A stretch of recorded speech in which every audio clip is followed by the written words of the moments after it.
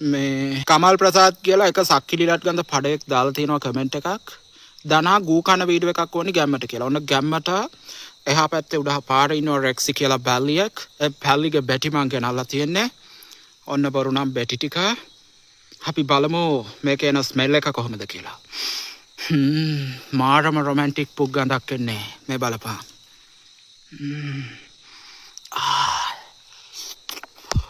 අපි කමු. එකක් කාලා බලමු මොන වගේ ෆීල් එකක්ද එන්නේ කියලා. පරමරහයි. අස්සසම බරක් කාලා බලපල්ලා මොන රසක් එන්නේ. කියන්න බැටතරන් රහයි. කාලා ගිලලත් පෙන්නන්න. තව තියෙනවා බලු බැටි මේ පිරිසේ.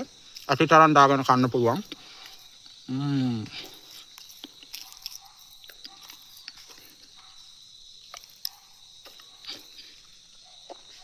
හරිම රහයි. පුදුම රහක් තියෙනවා.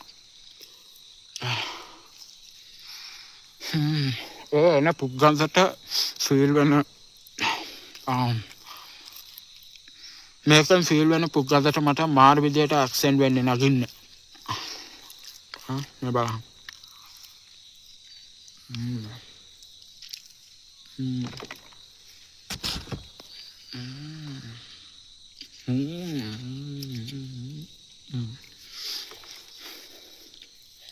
ඔන්න අපේ පිළිරස් පුක් ගඳයි.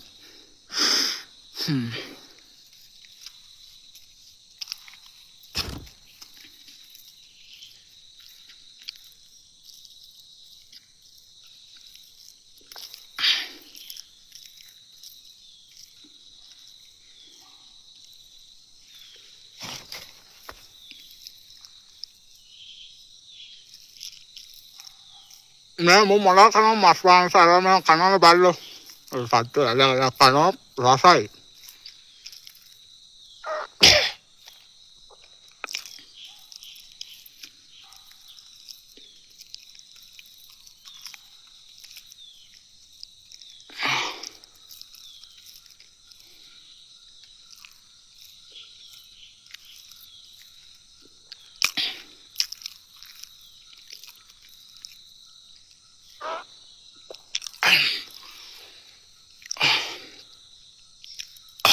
හරි